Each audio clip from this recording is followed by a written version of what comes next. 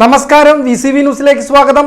ഞാൻ VC മനോജ്. ആദ്യം പ്രധാന വാർത്തകൾ നിങ്ങൾക്കായി അവതരിപ്പിക്കുന്നത് ഓരോ വസ്ത്രങ്ങൾക്കും ഒരു കഥയുണ്ട്. ആഘോഷത്തോളം വളർന്ന സ്വപ്നങ്ങളുടെ കഥ. Beauty silks. വാക്കുകൾ നിശബ്ദമാകുമ്പോൾ വസ്ത്രങ്ങൾ സംസാരിക്കട്ടെ.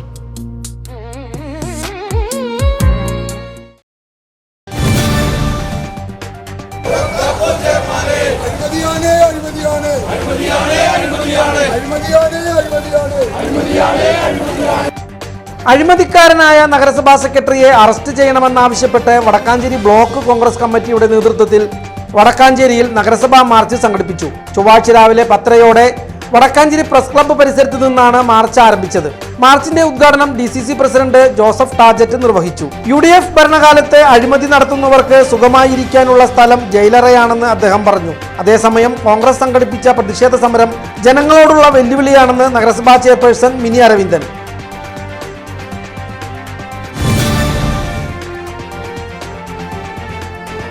സംസ്ഥാനത്തുണ്ടായ കനത്ത കാലവർഷക്കെടുതിയിൽ KICBക്ക് ഏകദേശം 25 കോടി രൂപയുടെ നഷ്ടം സംഭവിച്ചതായി വൈദ്യുതി മന്ത്രി സണ്ണി ജോസഫ്. ജില്ലകളിൽ പത്തനംതിട്ട, കണ്ണൂർ എന്നിവിടങ്ങളിലാണ് KICBക്ക് ഏറ്റവും കനത്ത നാശനഷ്ടങ്ങൾ നേരിടേണ്ടി വന്നത്. തൃശൂർ രാമനിലയത്തിൽ മാധ്യമപ്രവർത്തകരോട് സംസാരിക്കുകയായിരുന്നു അദ്ദേഹം.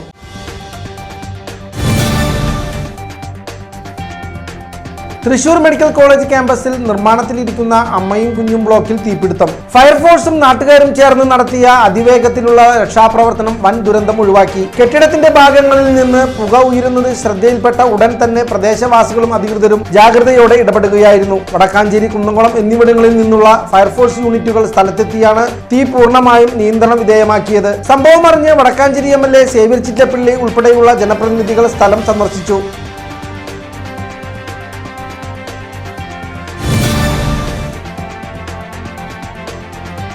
പീച്ചി വാഴാനി ടൂറിസം കോറിഡോറിൽ താണിക്കുളം ഐശ്വര്യ നഗറിന് സമീപം കാറും സ്കൂട്ടറും കൂട്ടിയിടിച്ച് യുവാക്കൾക്ക് ഗുരുതര പരിക്കേറ്റു. പൈങ്കുളം സ്വദേശിയും മണലിത്തറ പടിഞ്ഞാറ്റുമുറിയിൽ താമസക്കാരനുമായ കണ്ണൻ ചാത്തുപറമ്പിൽ 49 വയസ്സുള്ള സുനിൽകുമാർ, സഹോദരി ഭർത്താവ് കല്ലമ്പാറ പള്ളിത്തോപ്പ് സ്വദേശി ചേനോത്തുപറമ്പിൽ 50 വയസ്സുള്ള ജ്യോതിഷ് എന്നിവർക്കാണ് പരിക്കേറ്റത്. ജോലി കഴിഞ്ഞു വരുന്നതിനിടെ ഇവർ സഞ്ചരിച്ച സ്കൂട്ടർ എതിരെ വന്ന കാറിൽ ഇടിക്കുകയായിരുന്നു.